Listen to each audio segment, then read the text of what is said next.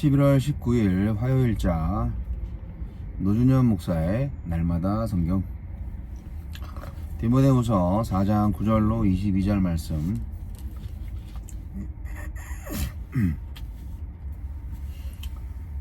너는 어서 속히 내게로 오라.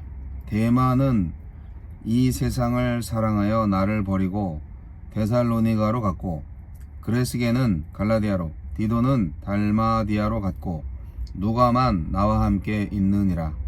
내가 올 때에 마가를 데리고 오라. 그가 나의 일에 유익하니라.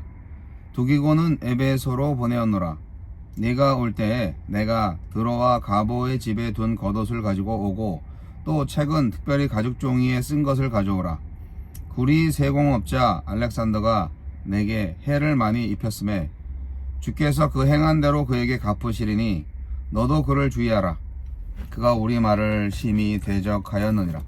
내가 처음 변명할 때에 나와 함께 한 자가 하나도 없고 다 나를 버렸으나 그들에게 허물을 돌리지 않기를 원하노라. 주께서 내 곁에 서서 나에게 힘을 주심은 나로 말미암아 선포된 말씀이 온전히 전파되어 모든 이방인이 듣게 하려 하심이니 내가 사자의 입에서 건짐을 받았느니라. 주께서 나를 모든 악한 일에서 건져내시고 또 그의 천국에 들어가도록 구원하시리니 그에게 영광이 세세 무궁토록 있을지어다. 아멘. 브리스가와 아굴라와 및 오네시보로의 집에 문안하라. 에라스도는 고린도에 머물러 있고 드로비모는 병들어서 밀레도에 두었노니 너는 겨울 전에 어서 오라. 으블로와 부데와 리노와 글라우디아와 모든 형제가 다 네게 문안하느니라. 나는 주께서 네 심령에 함께 하시기를 바라노니 은혜가 너희와 함께 있을지어다. 주께서 내 곁에 서서. 바울은 마지막으로 디모데에게 로마 방문을 요청하며 자신의 개인적 근황과 심경을 피력하고 지체들의 문안을 전하며 편지를 마무리합니다.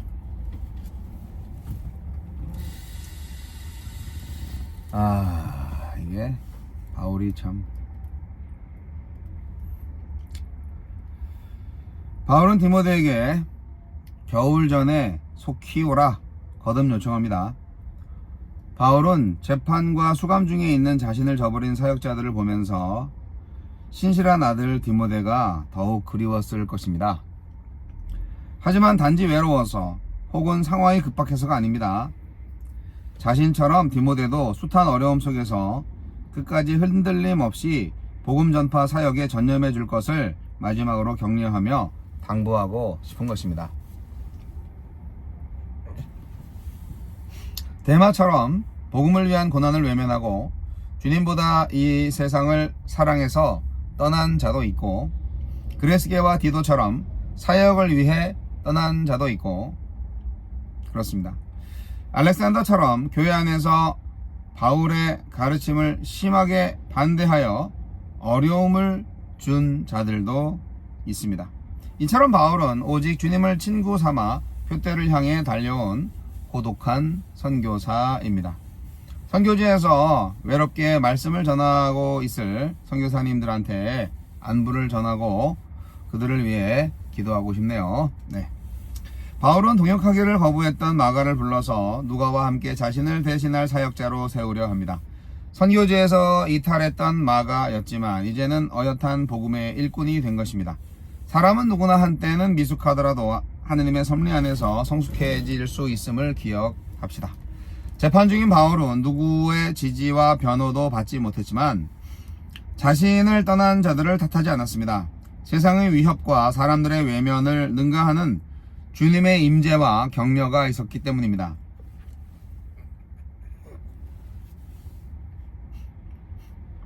복음의 일꾼들이 의지할 분은 주님뿐입니다. 사람들의 위로와 격려도 큰 힘이 되지만 우리가 궁극적으로 의지할 분은 우리를 모든 역경에서 건지시고 마침내 그분의 나라로 인도하실 주님뿐입니다. 유언과 같은 서신의 마지막은 문안과 축복입니다. 멀리 있는 에베소 교회 지체들의 안부를 묻고 가까이에 있는 로마 있는 지체들의 안부를 전합니다. 주와 복음을 위해 일하고 있다면 우리는 경쟁자가 아니라 동역자입니다. 시기와 경쟁을 부추기는 세상에 편성하지 않고 서로에게 긴장이 아니라 위안이 되는 관계를 지켜가고 있습니까? 네. 세상의 위협과 유혹에 굴하여 복음의 수고를 외면하고 떠나는 부끄러운 인생이 되지 않게 하소서. 바울 곁에 많은 동역자들이 있었지만 또한 바울을 떠나간 배신자들도 무지 많은 거죠. 예, 참 이게 어떻게 보면은 신실하게 사역을 감당하는 사람들의 필연적인 과정이고 경험이지 않을까 생각이 듭니다. 바울이 이제 감옥에 2번 갇힙니다. 1차적으로 투옥했을 때는 AD 57년경 예루살렘에서 유대인들한테 집단 폭행을 당한 것 때문에 이제 그때 이제 뭐 여러 가지 오해가 있고 그랬죠. 그때는 이제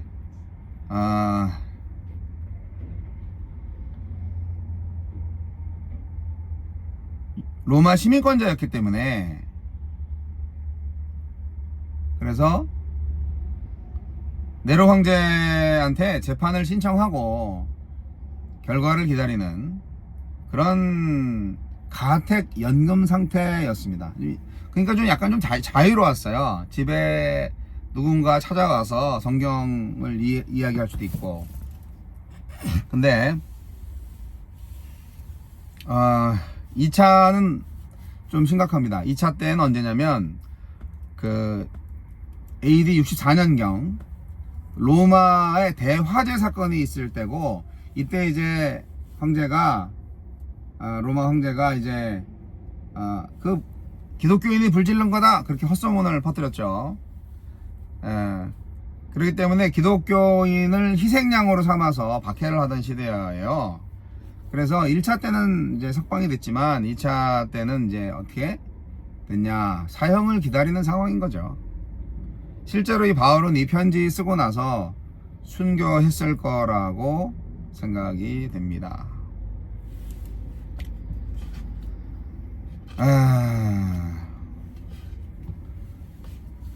나쁜 사람 얘기는 되도록 안 하는 사람인데, 그죠? 근데 세상을 사랑해서 떠난 데마를 언급하는 걸 보면 바울도 참 인간적이다라는 생각이 들긴 해요.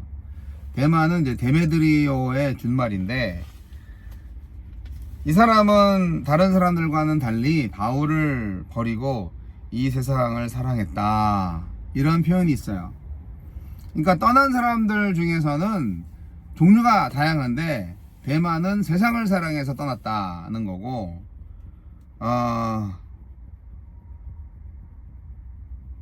다른 사람들은 어때요? 뭐 사역을 위해서 떠난 사람들도 있는 거죠.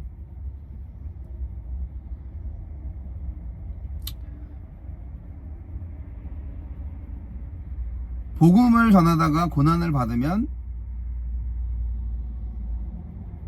심각합니다. 힘들죠. 네. 하지만 그럼에도 불구하고 복음을 전하는 복음 전도자의 자세가 요구됩니다. 바울 주변에는 떠난 사람, 함께한 사람, 보낸 사람, 여러 사람이 있었습니다. 그러니까 이제 사역과 인생을 전체적으로 정리를 하는 시간이겠죠. 동역자였는데 떠나는 사람을 생각하면 진짜 얼마나 참 마음이 아프겠어요. 데마는 세상을 사랑해서 떠났고 그레스게와 디도는 사역을 위해서 떠났는데 누가만 바울 옆에 있습니다 지금. 네. 디모데한테 말하죠. 바울이 마가를 속히 데리고 와라. 네. 왜냐면 이제 마가를 이제 로마의 사역자로 세우려고 했던 것 같아요. 네. 여하튼 교회에는 다양한 사람들이 있습니다. 떠난 사람, 배신자, 심지어 이제 박해자, 핍박자가 교회 안에도 있어요. 네. 교회를 대적하고 바울의 가르침을 심각하게 반대하는 알렉산더를 특히 조심해라. 그렇게 말하는 것처럼 이렇게 실명을 거론하는 걸 보면은 그 사람의 영향력이 대단했던 것 같아요. 네. 하지만 뭐 어떻게 해요? 바울은 확신하고 있었습니다. 그가 나에게 해를 끼친 거 그거 주님이 다 아시기 때문에 주님이 그 사람을 다 심판하실 거라고. 그죠? 오늘날 의롭게 살다가 핍박받으시는 모든 여러분 억울하시죠? 예. 하나님이 다 갚아주실 겁니다. 원수를. 그리고 중요한 말씀이 있습니다. 의를 위하여 핍박을 받는 자는 복이 있잖아요. 가장 큰 복은 뭔지 아십니까? 하나님이 함께 하신다는 것입니다. 아무도 복음을 위한 바울을 변호해 주지 않아요. 아무도 복음을 위해서 산 바울의 입장을 변호해 주지 않아요. 다 떠났어요. 하지만 바울은 그들을 탓하지 않습니다. 아시아에 있는 모든 사람들이 바울을 버렸을 때 주님이 변호인이 되셔서 바울 곁에 서서 능력을 주시고 사랑을 주시고 근신의 영을 주시는 거죠.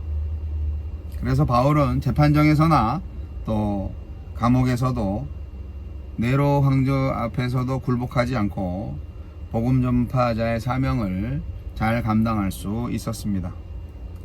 하나님이 천국에 들어가는 바로 그 날까지 바울은 자신을 지켜주신다 확신할 수 있었던 거죠. 네. 아무도 없을 때 바울에게는 주님이 계셨습니다. 저도 마찬가지입니다. 아무도 없을 때 나와 함께 하시고 나를 구원하신 주님, 그 주님 바로 여러분의 주님이십니다.